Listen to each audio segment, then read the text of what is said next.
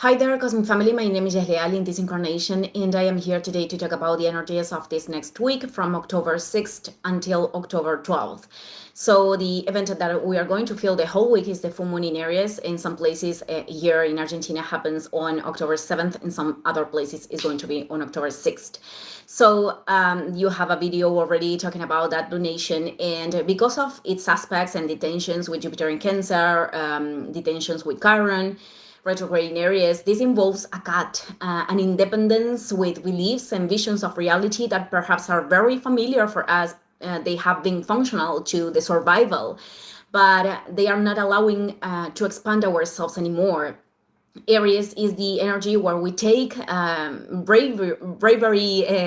courageously actions to open ways that haven't been transited, at least not transited for us, and where are born new forms of going through that path, of relating with other people, of being who we are, because we are letting go of an old form of driving ourselves in our lives. So, as always, this lunation also leads us to the recognition of how we are using our martial force. Mars is the regent of Aries. Right now it is in Scorpio.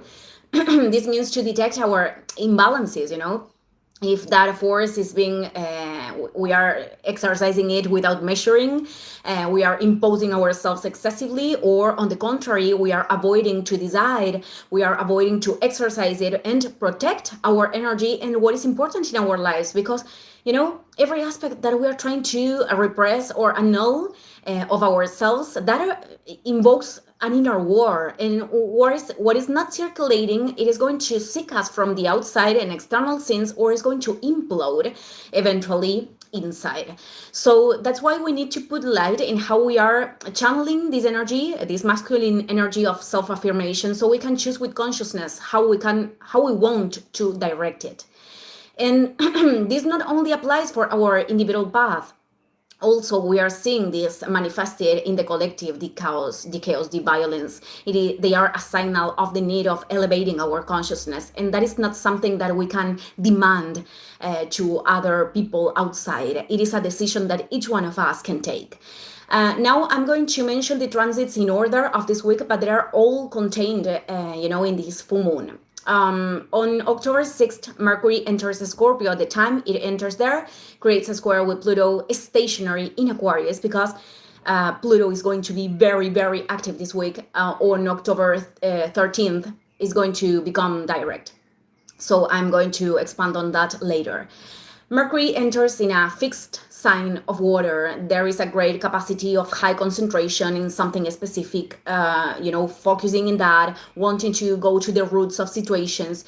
There are intuitive perceptions behind the masks, this goes beyond what the person is saying, for example. There is a capacity to perceive hidden intentions. They don't have to be negative, but it is a position of Mercury that can detect shadows and unconscious aspects easily.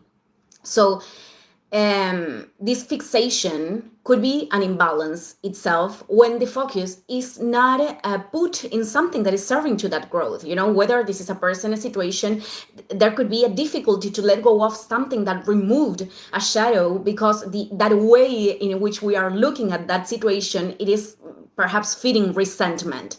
I am saying this because this square with Pluto is stationary in Aquarius, could be linked with conversations, news, information that are emerging, and that are pushing us to transform ourselves and to free ourselves from obsolete forms of thought, but also obsolete ways of processing reality, experiences, to open ourselves through discomfort. It is not a comfortable transit, to find the line behind the apparent darkness. I am referring that, for example, if someone said or did something and we are, thinking obsessively about that because that situation didn't generate something that we are actually liking, if we are,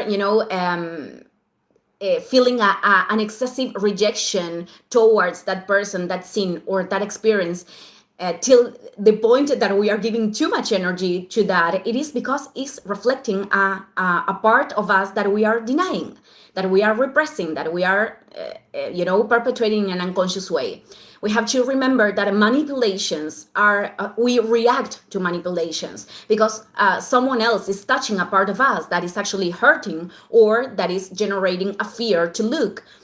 In fact, this Mercury in its lowest vibration could use shadows of other people not to contribute or to help them, but to manipulate and to use that energy in his or her favor, depending on the level of consciousness. So, for example, if someone tells you that you are a liar and exactly that you are not telling a lie, and still it causes you a lot of anger, and you want to and you want to answer back, and you want to the person to change what he or she said, probably it is because there is an unconscious desire of that person to validate you. And what Pluto in Aquarius is impulsing right now is to free yourself from the will of control of other people and from the will of control of yourself, trying to control how others are acting, actually. Or trying to control processes of life that are not among our power, to handle. So in other cases, effectively, these situations could reflect, coming back to this example, could reflect things that we have to look at. Could be that there is a self-deceit in certain areas of life, and that's why, what that person is saying is removing something, uncomfortable inside. So each one of us have to put, the necessary will, the courage, again, to go to the depths and to observe what we don't like, because there is a tendency for us to push things to that unconscious space, because, people reject their darkness, because in society that is something that produces a lot of shame and judgment. Whether this is envy, whether this is seeking of external validation to feed the ego, whether this is the anger because of the boundaries that we are not establishing. The important thing is to be courageous, to have the courage, the bravery to look at those things, because only then we can truly transform them. And in the narrative that many people tell themselves, that they are not experimenting any shadows, the only thing that they are doing is to perpetuate that and to attract people and situations in their lives that they will show this. So Pluto in Aquarius, it is the force that moves us to break with an old order that can free us from control, and to put the focus in what we need to and what we need to let go of, because from that space it is that emerges this great power of reborn and to continue. Clearly this is going to be manifested in society. I mean, people perhaps complaining, being in disagreement with forms in which the axis of power are operating. And the problem in here, it is how much of that truly represents a change, a true change, because when we are demanding to structures that have never been at the service of society, what's the point on doing that? Not because I am saying this, because it is an evidence in the facts that are, in the situations that are happening in the world. And perhaps the best question that we can make to ourselves, it is how we can use that energy to create independent structures of those, axes of power. Also, this is about independence and freedom, right? Okay, I'm going to go to October 8. This day, Venus in Virgo, this is part also of the full moon, perfects this sextile between, Venus in Virgo perfects this sextile with Jupiter in Cancer. This is a great aspect. It could be, the impulse to make choices that not only respond to this great growth that represents Jupiter, but can also contribute to things that we really value. Could be changing the behavior in a dynamic in a relationship, could be changing the way that we are approaching a project. Could be, creating other habits in the ways that we are taking care of our physical body. But everything is done from a place of emotional nutrition. It is like, I am going to do this because I truly want to feel better in this area of my life. And it is not about how others are perceiving this. It could literally emerge, like tangible opportunities to make these things, as, someone offering a new way of generating resources, for example. The thing is that on October 11th, Venus in Virgo is going to perfect the opposition with Saturn retrograde in Pisces. This is something that we are going to feel strongly the whole week, because it also connects us with the last eclipse in Virgo. It is reactivating this cosmic guide, which is a configuration that involves every transpersonal planet right now. This means that many changes that are happening are, again, beyond our control. And well, this also tells us that many of those opportunities that could be activated with Jupiter in Cancer are involving taking responsibility, taking accountability, and facing reality and the facts. And, for some people, this could be linked with decisions of great maturity that imply putting an end to certain circumstances to make space to that great expansion.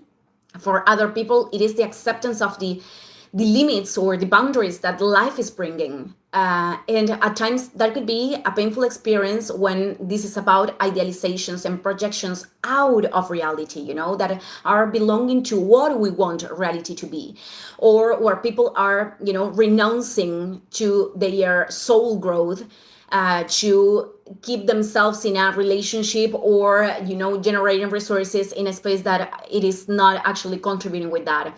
And we talk about experiences that are changing dynamics in our relationships or in our habits, in our lives in the long term, every time that we talk about Saturn.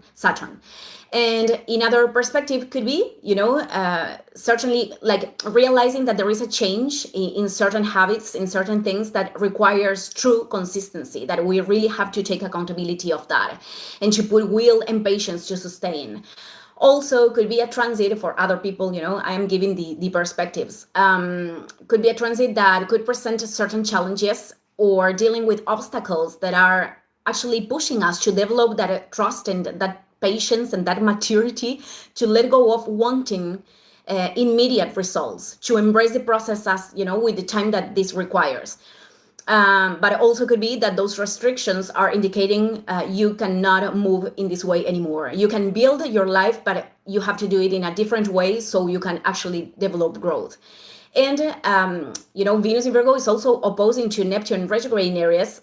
This is going to be perfected when Venus moves to Libra later. But, well, this is about sustaining ourselves in that inner guidance of the intuition to choose the path that we are feeling and recognizing that is more evolutionary for oneself, between, other things, among other things that I'm going to talk later when, we are closer to this transit. I am going to end up here today. Thank you, everyone. See you in the next video. Ciao, ciao.